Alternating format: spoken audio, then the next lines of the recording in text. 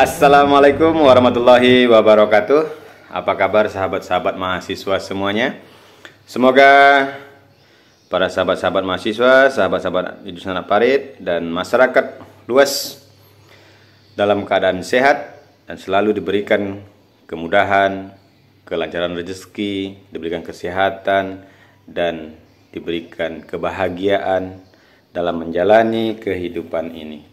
Pada kali ini, pada pertemuan kedua dalam manajemen berbasis sekolah, kita akan membahas tentang pendidikan dan sekolah.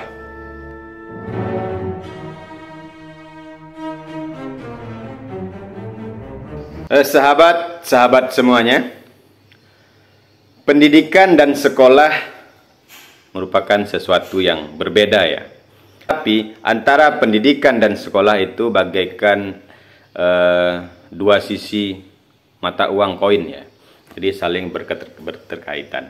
Nah, dalam Undang-Undang Sistem Pendidikan Nasional Nomor 20 Tahun 2003 dikatakan bahwa pendidikan adalah usaha sadar dan terencana untuk mewujudkan suasana belajar dan proses pembelajaran agar peserta didik aktif mengembangkan potensi dirinya untuk memiliki kekuatan spiritual, pengendalian diri, berkepribadian, kecerdasan, akhlak mulia, serta keterampilan yang diperlukan dirinya dan masyarakat.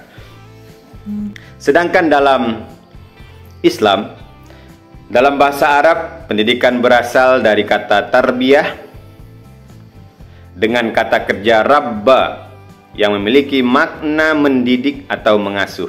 Jadi pendidikan dalam Islam adalah bimbingan oleh pendidik terhadap perkembangan jasmani, rohani, dan akal anak didik sehingga bisa terbentuk pribadi muslim yang baik. Nah, sedangkan dalam bahasa Yunani, pendidikan berasal dari kata pedagogi, yaitu berasal dari kata pait, artinya anak, dan agogos adalah membimbing. Itulah sebabnya pedagogi dapat diartikan sebagai ilmu dan seni mengajar anak. Nah, pendidikan pada hakikatnya adalah proses pembinaan akal manusia yang merupakan potensi utama manusia sebagai makhluk yang berpikir. Dengan pembinaan oleh pikir manusia diharapkan semakin meningkatkan kecerdasannya dan meningkatkan pula kedewasaan berpikirnya, terutama memiliki kecerdasan dalam memecahkan permasalahan dalam kehidupannya kelak. Nah, pendidikan pada hakikatnya adalah pelatihan keterampilan setelah manusia memperoleh ilmu pengetahuan yang memadai dari hasil olah pikirnya. Nah, keterampilan yang dimaksud di sini adalah suatu objek tertentu yang membantu kehidupan manusia, karena dengan keterampilan tersebut manusia mencari rezeki dan mempertahankan kehidupannya. Nah, pendidikan dilakukan di lembaga formal dan non formal sebagaimana dilaksanakan di sekolah, keluarga, dan lingkungan masyarakat. Pendidikan bertujuan untuk mewujudkan masyarakat yang memiliki kebudayaan dan peradaban yang tinggi, dengan indikator utamanya adalah meningkatkan kecerdasan intelektual masyarakat, etika dan moral masyarakat, dan berwibawa serta terbentuknya kepribadian yang berbudi luhur. Nah, bila kita perhatikan dalam sejarah pertumbuhan suatu masyarakat, pendidikan senantiasa menjadi perhatian utama dalam rangka memajukan generasi bangsa dengan sejalan dengan tuntutan masyarakat. Maju mundurnya bangsa tergantung maju mundurnya pendidikan. Sehingga dunia pendidikan memegang peranan penting dalam mencerdaskan generasi bangsa yang selaras dan seimbang dengan tuntutan zaman. Nah, sekolah merupakan sebuah lembaga formal untuk mencetak generasi bangsa yang berpendidikan. Tujuan pendidikan pada suatu bangsa yaitu mengusahakan agar supaya terciptanya setiap pribadi warga negara memiliki kesempurnaan pertumbuhan tubuhnya, sehat otaknya, baik budi pekertinya, dan lain sebagainya. Nah, pada gilirannya, seseorang akan mencapai tingkat kesempurnaan pribadi, bahagia lahir batin melalui pendidikan yang direncanakan dan dilaksanakan dengan baik. Nah, proses pendidikan. Proses pendidikan itu merupakan kegiatan mobilisasi segenap komponen pendidikan oleh pendidik terarah kepada pencapaian tujuan pendidikan. Nah, bagaimana proses pendidikan itu dilaksanakan sangat menentukan hasil kualitas pencapaian tujuan pendidikan. Nah, kualitas suatu proses pendidikan menggejala pada dua segi, yaitu kualitas komponen dan kualitas pengelolaannya. Kedua segi tersebut satu sama lain sangat saling bergantung. Pengelolaan proses pendidikan meliputi ruang lingkup makro, meso, dan mikro.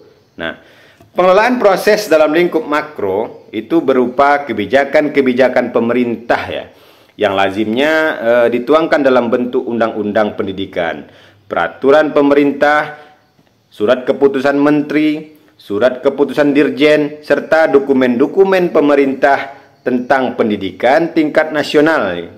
Nah, pengelolaan dalam ruang lingkup meso merupakan implikasi kebijakan-kebijakan nasional ke dalam kebijakan operasional dalam lingkup wilayah di bawah tanggung jawab kantor, biasanya kantor wilayah Kemendikbud.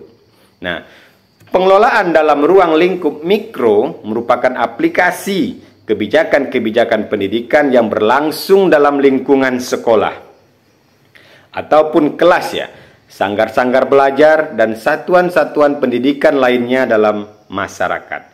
Nah, yang menjadi tujuan utama pengelolaan proses pendidikan yaitu terjadinya proses belajar dan pengalaman belajar yang optimal. Pendidikan merupakan suatu proses yang berdimensi luas yaitu dari sisi peserta didik sebagai pelaku yang belajar dan dari sisi pendidik atau guru sebagai pelaku yang mengajar atau membelajarkan. Nah, pendidikan adalah proses transformasi atau proses perubahan tingkah laku peserta didik. Nah, perubahan tingkah laku yang dimaksud bukan sekedar perubahan dalam penambahan jenis tingkah lakunya, dengan perubahan tingkah laku menuju kepada kemampanan. Nah, ciri-ciri umum unsur-unsur pendidikan sebagai proses interaksi yang meliputi antara lain itu biasanya adalah pelaku. Nah, pelaku di sini dalam pendidikan adalah para pendidik sebagai pelaku mendidik dan peserta didik sebagai pelaku peserta didik. Yang kedua adalah tujuan.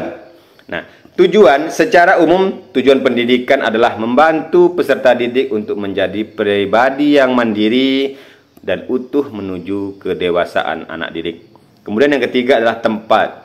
Nah, tempat di sini dilakukan oleh lembaga pendidikan sekolah ataupun di luar sekolah. Yang keempat, jenjang waktu. Nah, proses pendidikan secara umum dilakukan sepanjang hayat Jadi sejak dari buayan hingga ke akhir hayat. Kemudian yang kelima, ukuran keberhasilan. Nah, dilihat dari pada mulai sampai sejauh mana terbentuknya pribadi yang terpelajar mandiri dan utuh menuju kedewasaan anak didik. Dan yang kelima adalah hasil. Nah, hasil di sini maksudnya adalah terbinanya manusia yang utuh dan dewasa. Nah, dalam pendidikan formal kita tidak asing lagi mendengar kata sekolah Nah, kata sekolah itu sebenarnya berasal dari bahasa Latin yakni schola, scolae, school, dan scolae yang memiliki arti waktu luang atau waktu senggang Nah, di mana ketika itu sekolah adalah kegiatan di waktu luang bagi anak-anak di tengah kegiatan mereka, yaitu bermain dan menghabiskan waktu menikmati masa anak-anak dan remaja mereka. Nah, kegiatan waktu luang adalah mempelajari cara berhitung, cara membaca huruf, dan mengenal tentang moral dan estetika. Nah, untuk mendampingi kegiatan sekolah anak-anak, didampingi oleh orang-orang ahli dan mengerti tentang psikologi anak. Nah, sehingga memberikan kesempatan yang besarnya kepada anak untuk menciptakan sendiri dunianya melalui berbagai kegiatan. Nah, sekolah merupakan sebuah organisasi yang memiliki budaya tersendiri yang dibentuk dan dipengaruhi oleh nilai-nilai, persepsi, kebiasaan-kebiasaan, kebijakan-kebijakan pendidikan, dan perilaku-perilaku orang yang berada di dalamnya. Sebagai sebuah organisasi, sekolah menunjukkan kekhasannya, yaitu pembelajaran. Jadi, dapat disimpulkan bahwa budaya sekolah adalah sekumpulan nilai yang melandasi perilaku, tradisi, kebiasaan sehari-hari, dan simbol-simbol yang dipraktikkan oleh kepala sekolah, guru, petugas administrasi, siswa, dan masyarakat sekitar sekolah. Nah, sekolah merupakan sebuah lembaga pendidikan tempat terjadinya proses pembelajaran, maka mengelola organisasi sekolah memerlukan kebijakan manajemen dan kepemimpinan yang dapat memberi ruang bagi tumbuh dan berkembangnya kreativitas dan inovasi. Oleh karena itu, organisasi perlu mengelola hal tersebut secara efektif untuk dapat menumbuhkan sinergitas dan dalam organisasi di antara berbagai individu yang terlibat di dalamnya. Sekolah sebagai sebuah organisasi berfungsi sebagai manifestasi pendidikan dan fungsi laten lembaga pendidikan. Ada beberapa faktor yang dapat mempengaruhi perbedaan dalam susunan organisasi sekolah itu ya. Yang pertama adalah besar kecilnya sekolah. Kemudian letaknya sekolah, jenis dan tingkatan sekolah. Nah, inilah yang membedakan organisasi satu sekolah dengan sekolah lain. Yang pertama tadi besar kecilnya sekolah, kemudian letak sekolah, dan jenis dan tingkatan sekolah. Nah, kita masuk kepada personalia sekolah ya. Nah, personalia merupakan semua anggota organisasi yang bekerja untuk keputusan sebuah organisasi, yaitu untuk mencapai tujuan yang telah ditentukan. Nah, personalia ini ditangani oleh manajemen agar aktivitas mereka dapat dipertahankan dan semakin meningkat. Perencanaan personalia mencakup jumlah dan jenis keterampilan, keahlian orang, kemudian ditempatkan pada pekerjaan yang tepat, pada waktu tertentu, yang dalam jangka panjang memberikan keuntungan bagi individu organisasi yang direncanakan oleh para manajer dalam hubungan dengan personalia. Nah, seorang manajer atau pimpinan kepala sekolah itu harus mengetahui berapa jumlah tenaga kerja yang dibutuhkan dan berapa orang setiap jenis keterampilan yang dibutuhkan dalam sebuah sekolah. Nah, kemudian kepala sekolah juga harus paham beberapa macam keterampilan yang dibutuhkan dan berapa orang setiap jenis keterampilan yang harus dipenuhi. Kemudian kepala sekolah juga harus memahami upaya untuk menempatkan mereka yang telah kita seleksi tadi, rekrut tadi, pada pekerjaan yang tepat untuk jangka waktu tertentu, dengan harapan dapat memajukan dan memberi keuntungan optimal baik kepada organisasi maupun kepada setiap anggota.